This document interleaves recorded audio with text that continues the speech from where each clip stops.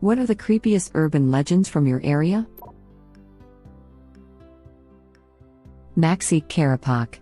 It's a legend about a lady going around door to door selling karapak.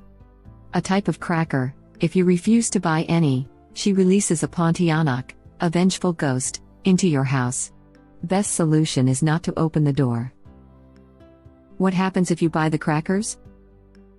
She releases crackers into your house instead. There used to be an insane asylum by my house in the 70s. It is probably 5 minutes away from my house if that. But, they tore it down in the 90s because it was just a giant eyesore, and had a dark history of mistreating patients. There is a cemetery on the property with hundreds of unnamed people who died there. In the early 2000s, Walmart bought the land and wanted to build a Walmart there since you would be able to see it from the highway. They excavated and such, and the day before they were set to start construction, a huge landslide happened in the middle of the night that blocked the highway for days. If it would have happened at rush hour, tons of people would have died. Ultimately, it was deemed unsafe territory to build on, so it remains empty. Except for all the bike trails through the area. But no one ever rides during nighttime, laughing out loud. I guess the people who died there didn't want to be chilling underneath a Walmart's all 10. Sounds like Dixmont Stats Hospital off Route 65 in Pittsburgh. Yep. Back in the early 2000s, before they tore it down, people occasionally did paranormal investigations there. Unfortunately, I never got to go. One of my favorite rumors about Pittsburgh is that there was at one point a functional underground nuclear reactor beneath Oakland that was used by CMU's nuclear engineering program. I've never seen any concrete evidence of it existing though. Am I right to guess that this is in the Pittsburgh area? Yes, you are. We have a chair that's been untouched since the 1960s in our school's boiler room. The janitor swears that a boy got locked down there by these other kids the day before summer break and died from the heat. He claims that the chair moves and that the door handle moves like he's still there trying to get out. I bet the janitor sleeps in that chair and used that legend to explain the chair. Janitor? We haven't had a janitor at this school for 50 years. Ever since the last one died in a boiler room explosion. Uh-oh. Boiler room? We haven't had a boiler room at this school for 100 years. Ever since the last one was built on an Indian burial ground. We don't have an Indian burial ground. Not since the mall. Kids, you see that white stuff? Yeah, it's ghost dust, don't touch it. I've heard this before as well. Are you from Y? Whoa, I'm from Wisconsin too, and this was a legend at my elementary school. Yup. It was a legend at the summer school I attended briefly for a summer. Fraternity? No, Prescott. I'm thinking it's maybe a regional urban legend if somebody else above asked if you were from Wisconsin too. It's not really a known creepy urban legend, but in the 1800s in the Owyhee Mountains in Idaho there was a group of hunters staying in a cabin, and after failing to come back to their families, a search party was sent out to look for them. They found the cabin, locked from the inside, with the window also locked from the inside. And they found all of the hunters dead with their heads crushed. No one knows who did it or how. But the incident repeated itself in like the 1970s or something. Can you tell anything more? Maybe a news article from the 1971? Since it's so bizarre, it must have been documented. Got more info from my stepdad, who originally told it to me. He read it in a book called Sagebrush Post Offices, A History of the Owyhee Country. Trying to find the book myself, so I can confirm it, but it's out of print and I'm sure used copies are going to be expensive. Going to hit up my local library. Sagebrush Post Offices, A History of the Owyhee Country. This may help narrow down some libraries. Web link. I live in Romania, and as a kid, the most common legend was the black ambulance that would steal kids and harvest their organs, and those kids' bodies were to be found a few days later abandoned on a field with some money for the funeral. Also, in my town our parents would never let us go to the cinema because there was this legend about a man who put AIDS-infected needles on the seats. At least they were nice to put funeral money though. It's the same gang of organ thieves who take only one of your kidneys and leave you alive in a tub of ice. They're good people.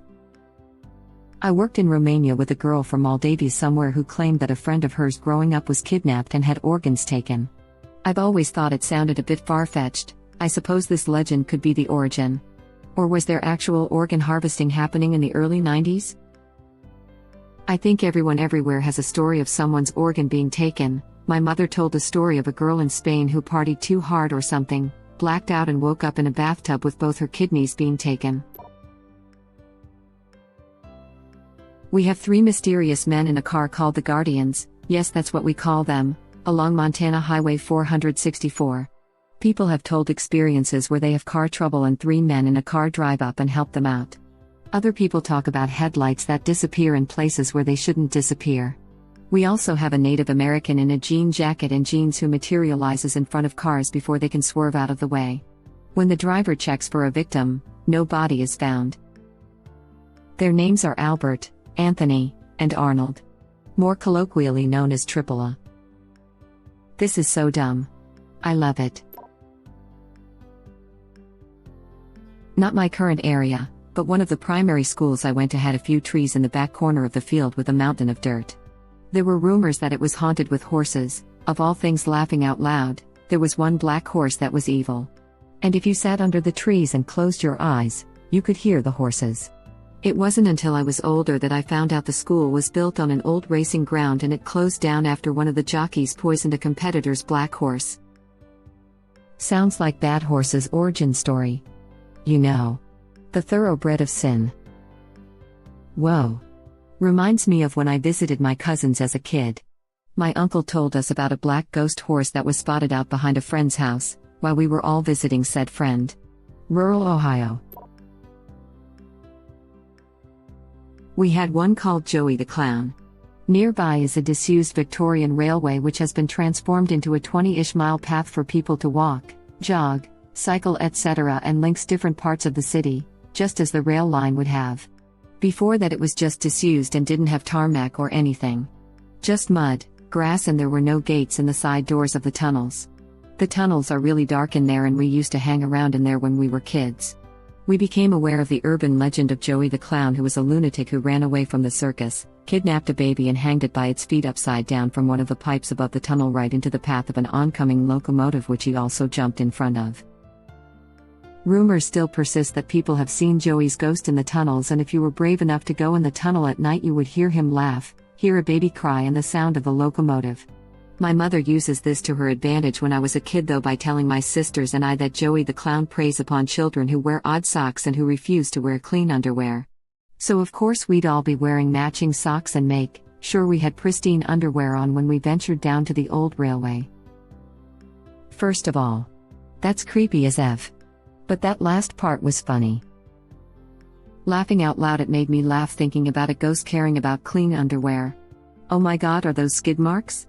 Get the F out of here. If I was a kid and had been told about Joey the Clown, there's no way my underwear would be clean walking past that old railway. It's so scary. He shows up, you crap yourself, and now he can track you. You guys going down to that place where a clown murdered an infant? Make sure your socks match. Black shucks, big, black, ghostly/demonic dogs with glowing red eyes that are supposed to be omens of death. They generally appear on roads at night. There's apparently a few around town and some drag chains too. Also, one is actually a bear, but I have no idea why we have a ghostly demonic bear because we don't even have normal bears in this country. If I recall correctly, they can also be helpful spirits too. They accompany lone female/child travelers on the roads and protect them from danger. In regards to the omen of death part, I believe the superstition is that if you see one, then you must not tell anyone else about it for a year and a day. Otherwise, you or someone you are close to will die. When I went to El Salvador like 2 years ago, there was the same dogs like that but different. At 10 p.m. if you were outside you could sometimes see a black dog with glowing red eyes or a completely white dog. If you had committed any sins, the black dog would teleport you to a random location like a field or a hill and keep you there until sunrise, but if you have been helpful to people, the white dog would appear in your house and bless you or something. I think that one was made just to keep kids from staying outside too late and be nice. Interesting you should mention seeing this in El Salvador. This thread is first time I ever heard about this other than the time my dad spoke about it when I was a kid. I'll have to ask him about it for details, but I recall him telling us they were chased by it back in El Salvador. Worth noting, my grandma had gotten into some spiritistic practices or something in those times as well. Santeria is deep in Central American countries. I live in an all-Hispanic community, predominantly Mexicans and Salvadorians, and the flower shops all have Santeria and shamanistic type of crap to sell. It's wild seeing the stores and how they decorate them, windows full of Jesus/shaman/wizard looking statues. My aunt worked in one of those shops once. In the back they would do goat and chicken sacrifices, fortune tell and place hexes and curses on people. For a $1,000 plus. If you're from the UK, we did used to have bears until the Middle Ages. It's remarkable that a folk story from that time could still be around today. There's stories from around the Roman era going around in Wales, like the drowned court at Bala Lake. Thanks for mentioning this. I love reading folklore from around the world. So I did a search, and found for anyone else who may be curious. There's a list of other Welsh folklore at the bottom as well. Web link. There is a large burial ground for people who know too much and are a liability, mostly drug rings, out on a part of the reservation that no police or tribal police have jurisdiction to be able to investigate. Unfortunately, I heard about, and so did my friends in high school, and we thought it was just a legend. Well, last year I learned it was real. I had a friend who got out the drug ring and showed it to me. Where at exactly? It's north, about 5 miles, of a reservation town in Montana. What I've learned from reading a bunch of these is that Montana is the Florida man of ghost stories. I mean, there is a reason why Far Cry takes place in Montana. Edit, Far Cry 5. Rural Western Maryland. Been researching folklore for our class. We have a few, but here's one of my personal best. Legend of the Bean Sucker, the story of a man who wanted to scare a couple as they were coming home in a carriage, back in the late 1800s. He stuffed his mouth full of beans and jumped in front of their carriage. It was said the driver was angry, so he chased the man down the railroad tracks by the path, until the man, the bean guy, ran into an oncoming train. It was said when they found the body, there was no head. Since then, people say you can hear the bean sucker's head rolling around or find beans on the ground. Maybe not the creepiest, but there is evidence that the train part may have happened around that time, which makes the reality factor even more real. How does stuffing your mouth full of beans make you scarier, exactly? Well, how would you react if someone ran at you with a crap ton of beans in their mouth? Definitely more confusion than fear. Understandable. Have a nice day. They all come oozing out when you talk. Like Batman when he gave Scarecrow a taste of his own medicine. I'm dying at bean sucker. Oh my god, that is the best thing in a long while. In San Antonio, there's an urban legend of ghost kids leaving handprints on your car if you park near the train track. A school bus collided with a train back in the 1940s or so, and supposedly, if you leave flour/powder you'll see small handprints. This seems to be a common story across the country. In some instances, if you leave the car in neutral, something will start pushing it. There's a road called Spook Hill near me. If you leave your car in neutral at the bottom of the hill, the ghosts will push it up. It actually does happen, but it's an optical illusion. You're actually going downhill, but it visually looks like you're going uphill. There's one of those in eastern Canada, but they went with Magnetic Hill. Mostly a tourist attraction, but the illusion is super neat. These are called gravity hills, and most states with mountains or hills have one. The illusion is super cool. I was hiking some abandoned mining roads in Colorado once and I found a stream that flowed uphill. Even knowing how the illusion works doesn't let you think your way out of it.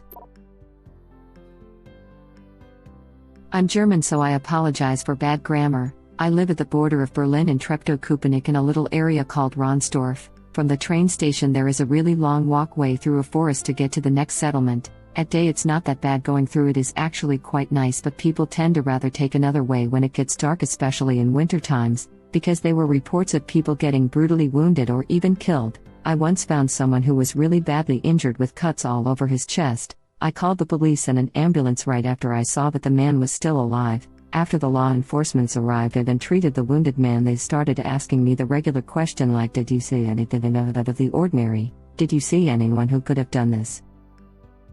I couldn't answer any of the questions. I also asked what weapon could have caused such devastating wounds. The cuts were so deep that you could see parts of the ribcage. One of the officers told me that it was probably a sword or an axe. It later turned out that the cuts were done by either a claymore or its freeware, and I was terrified of the thought that someone or something attacks people with great swords after dark. After that incident, people were speaking of the things that happened because apparently this time it happened a lot closer to the settlement, a lot closer than anyone wanted.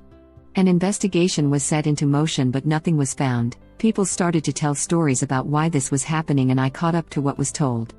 Apparently it was a vengeful spirit of a Teutonic knight who fell in a battle that took place in this forest. Dishonored and disgusted and full of rage, he swore that he will stop everyone who tried to find out what happened at that battle so no one could shame him. I thought to myself that it was just some people making up stories to scare kids, but more research tested out that some of these facts are kind of true. A small battle took place about over 900 years ago. And during the investigation of the police, they found old remains of a medieval battlefield, swords, armor, etc. And people who have been attacked also told the police that the attacker wore a white robe with a black cross, the emblem of the Teutonic Knights, and they also said that he was wearing rotten clothes and rusted armor. People now tend to stay away from that path at night, and these child stories are even scaring adults too now that more and more stories are told about the vengeful Teutonic knight who attacks those who dare to step into his battlefield. I myself keep distance from that path at night because I'm a bit paranoid when it comes to these things. Hope this is being acknowledged as a warning. If you ever visit Germany and go to Ronsdorf to see this place, only do it at daytime. It's not worth it going at night and then being cut in half by a claymore/Zweihände. Here in Czech Republic we have many urban legends, such as hidden needles in public transport seats which are infected by some illness, or razor blades glued to water slides in water parks. However, there are two stories which really get stuck with me since I was a child. There's this story about Black Ambulance, which you can see during evening or at night. I was told this ambulance kidnaps lonely child just to sell their organs on black market. So yay, I was scared as hell during the night. Second story is from the place I used to live in. For my fellow citizen, Jaso do powiedzki z miasta Wodica na Benesowsku, bo huzel si nido kazu wspominać, jak se ta nia jmuje. So according to this story, there was a hill many years ago, where was built gibbet for witches. This is based on true events. Ghost of one of these many witches couldn't leave that place, so it scares other people in the area during night. Frankly, I was panicking every time I had to go through this place. My grandma even told me about some dude who saw this witch, so it was even worse. Anyways, sorry for my English, it is not my native language, and sorry for the length of this story. Thank you for watching. Please subscribe to be the first to know about Red Rabbit Reader's new videos. If you like our videos, please like them on YouTube and share them with your friends. We welcome your comments below. Press to start another of our videos.